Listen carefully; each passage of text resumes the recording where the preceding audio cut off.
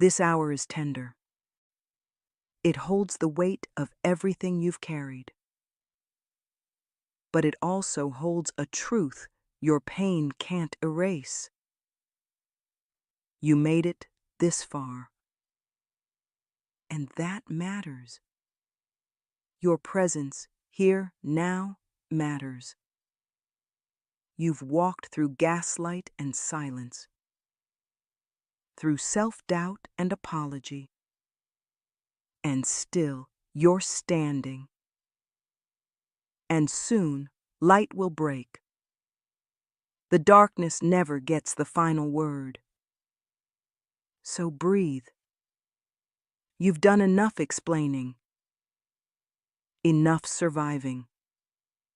Let this be your pause, your permission to stop running. And if you need someone to walk with you from here, someone to meet you with grace and wisdom, stay with us. Because next hour, Brother Noel will be here. And trust me, his words hold the kind of forgiveness that sets captives free. You're not alone. And this healing, it's just beginning. Let's get one thing clear, baby. You weren't crazy. You were being conditioned to doubt your own clarity. They fed you confusion like it was care, spun their forgetfulness into grace, laughed off your intuition like it was fiction. But hear me, you were not the problem. You were the threat. A woman who sees too clearly, scares the ones who survive by smoke and mirrors. You didn't misremember. You didn't overreact. You noticed what they hoped you'd ignore. And when you spoke up, they didn't refute you. They dismantled your sense of reality, piece by piece, until you stopped trusting your own breath. But I'm here to help you find that breath again, to name the games you were never meant to play, to shine light where they preferred shadows. Because surviving gaslighting isn't about proving your truth. It's about learning to feel safe in it again. They told you you were dramatic, too emotional, too sensitive. But let me reframe that. What they called drama was a cry for safety. Your nervous system knew. It read the room before your mouth did. It spotted the lies, even when you couldn't name them yet. You weren't overreacting. You were reacting to something real, something they worked overtime to deny. They minimized. You internalized, but not anymore. We're not here to shrink ourselves tonight. We're here to expand into truth. Your sensitivity is sacred. It is not a flaw. It's a compass. One, they tried to snap in half, but we're putting the pieces back together. Glued with grace. Held with wisdom. You are not too much. You were placed in too small a cage. Let's stretch those wings, baby. You're remembering how to fly. Let's talk about the silent script they were reading from. The manipulator's manual. It doesn't come in a book, but you felt every chapter. Chapter 1? Love bomb you until you question your worth without them. Gifts, compliments, grand gestures. Not out of love, but leverage. Chapter 2. Shift the blame. Always. They forgot? You're too demanding. They lied? You're too insecure. And Chapter 3. Convince you that chaos is normal. Make you think anxiety is just love's intensity. No, baby, that wasn't love. That was control-wearing perfume. You were not overreacting. You were overexposed to someone who benefited from your silence. We're rewriting the manual tonight. With truth, with boundaries, with a steady hand. Do you remember what happened the first time you said no? Not the polite kind, but the firm kind. The "I'm not shrinking for you anymore" kind. They didn't just push back. They unraveled. Why? Because your no disrupted their entire ecosystem. You weren't supposed to resist. You were supposed to stay grateful for crumbs. But you demanded bread. And that was your awakening. Scary, costly, sacred. Saying no wasn't the end of you. It was the beginning. So tonight we honor that voice, that sacred boundary, that divine resistance. Your no is holy. Your no is healing. Let it echo. Let it settle. You're not difficult. You're discerning. Let's name this for what it was. You weren't safe. You were silent. There's a difference. Safety means your truth is honored. Silence means your truth is punished. You smiled through discomfort, laughed to diffuse tension, changed the subject to keep the peace. But inside, you were screaming. And they called you peaceful. They said, "You're so easy to be around." No, baby, you were surviving. Don't confuse stillness with peace. You were still like a bomb waiting not to go off. But that stillness cost you. It chipped away at your joy, at your you. Tonight, we're done performing safety. We're building real safety. The kind where your voice doesn't cause earthquakes. Where your no doesn't end relationships. Where your body doesn't brace for reaction. That's the home we're building in you now. Peace that doesn't require silence. Love that doesn't come with a muzzle. You ever find yourself trying to explain pain? Like you owe someone a thesis paper just to cry? That's conditioning, not clarity. You don't need a slideshow of evidence to feel what you feel. Pain is not a debate. It's a signal.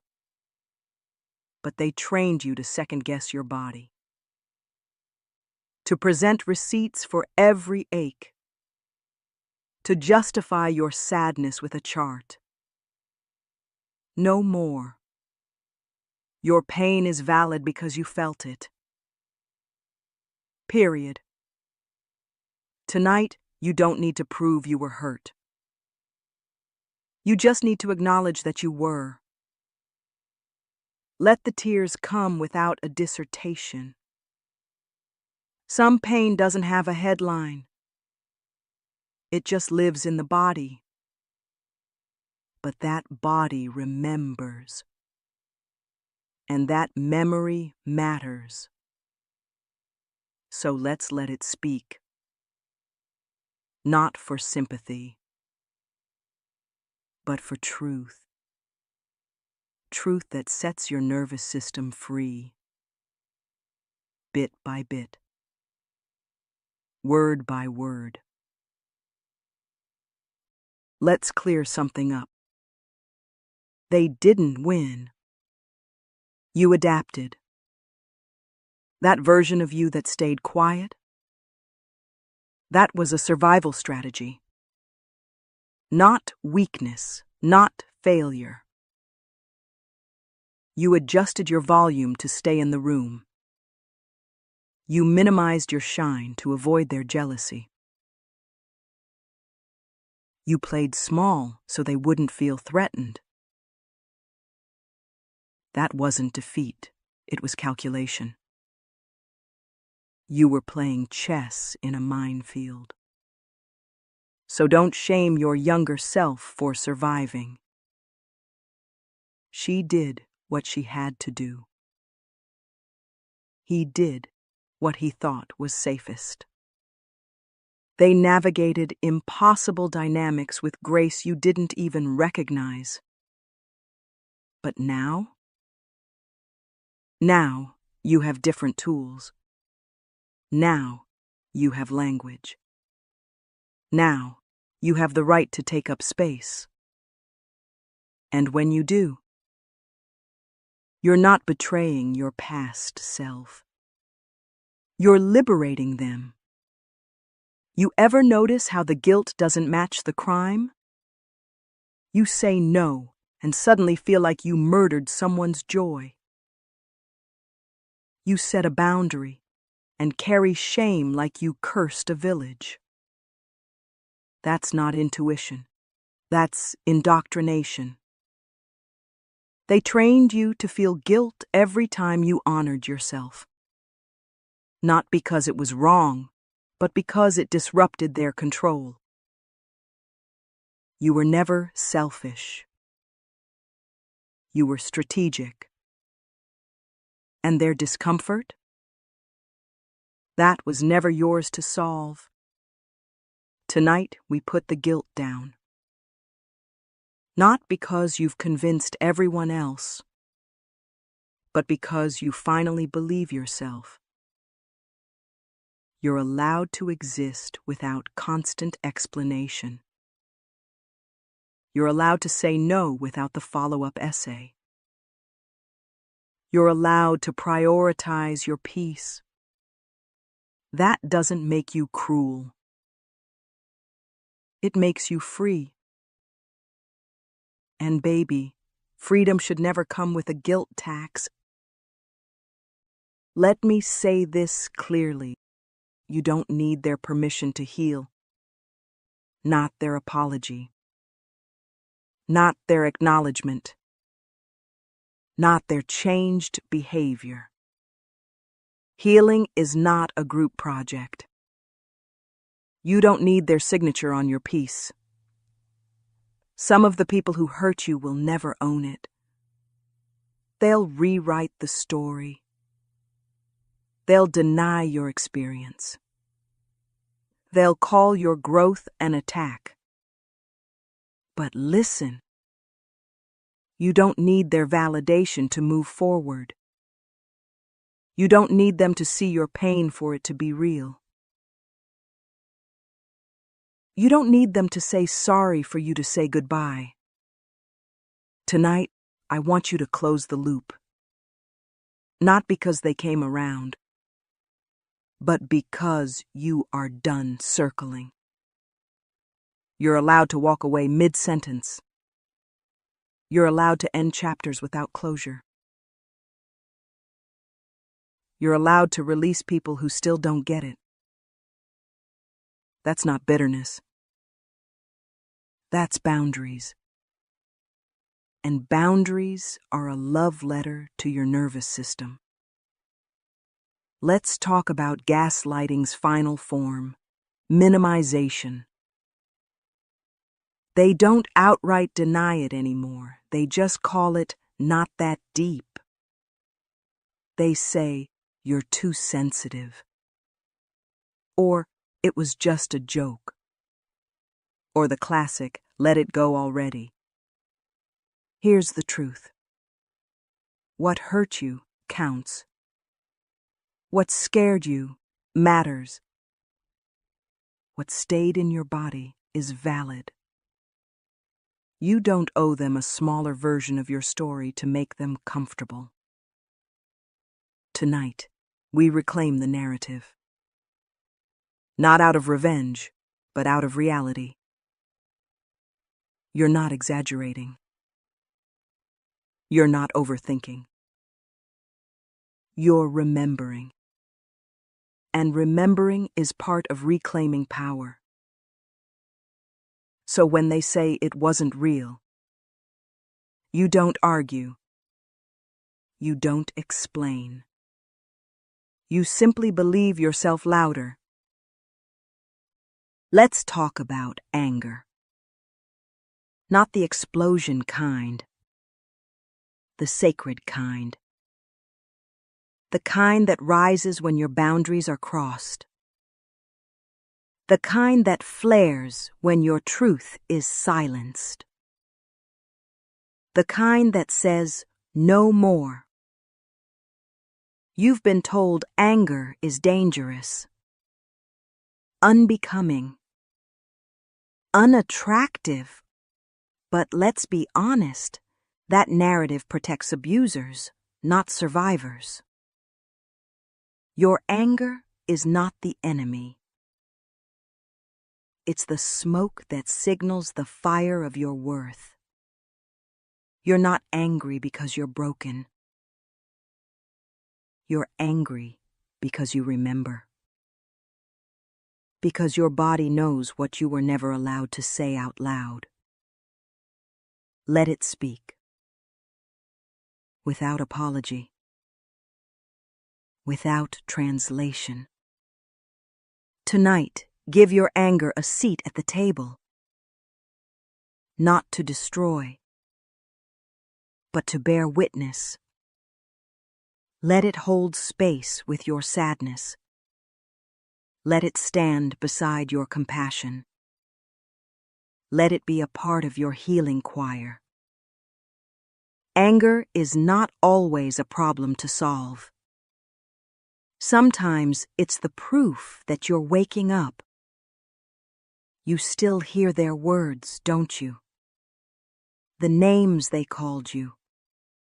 The labels they stitched into your skin. Too much. Too emotional. Too needy. Hard to love. They said those things not because they were true, but because your truth threatened their comfort. You are not what they called you. You are what you survived. You are what you learned. You are what you reclaimed. Let's rewrite it. You are sensitive because you feel deeply. You are emotional because you care passionately. You are complex because you've endured and adapted. None of that makes you a burden. It makes you brilliant. So the next time their voice echoes in your mind, whisper back your own. Say, that's not mine anymore. And let it go. Let's name one of the oldest gaslighting tactics in the book. You're overreacting. It's a phrase designed to shrink you, to rewrite your reality, to make you doubt the very instincts trying to protect you. But here's the truth. If it made you feel small, if it pierced your heart, if it stirred something deep inside, it mattered. You weren't overreacting. You were responding to dismissal, to manipulation, to disrespect. Even if your voice cracked, even if your hands shook, that was your nervous system sounding the alarm. You don't owe anyone a perfectly polished reaction to injustice. You don't have to be calm to be valid. You just have to be honest. And that is enough. You kept quiet to keep the peace. Swallowed your truth so others wouldn't feel uncomfortable. Bit your tongue to avoid being difficult. But silence has a cost. A spiritual tax. It builds in your bones like unpaid debt. Until one day, your body starts saying what your mouth couldn't. Headaches. Tight chest. Sleepless nights. The pain of suppression echoes somewhere. Here's your permission. Speak. Even if your voice shakes. Even if you cry halfway through. Let it out. Your truth was never meant to be buried alive. Each word is a release. Each confession a reclamation. Each honest moment a rebellion against your silence. You don't need to be loud to be heard. You just need to stop abandoning your own voice. You didn't imagine it. What happened hurt. And you deserved someone to say, that was wrong. But too often, you were met with silence. Or worse, with blame. So, you questioned yourself. Minimized your own memory. Gaslit yourself into believing you made it bigger than it was. But here's what healing teaches. Pain that is witnessed becomes lighter. Not gone, but bearable. Seen. Held. Your story deserves more than your own echo. It deserves reverence. It deserves, I believe you. You don't need to justify why it broke your heart. You just need someone to sit with the pieces. Tonight, let me be that someone. Let me hold space for your unspoken grief. I won't fix it, but I will not look away. They told you your standards were too high, that your boundaries made you cold, that your needs were unreasonable. But let's get something clear. You are not asking for too much. You are asking the wrong people. You're not too needy. You're finally aware of your needs. You're not dramatic. You're just done pretending you're fine.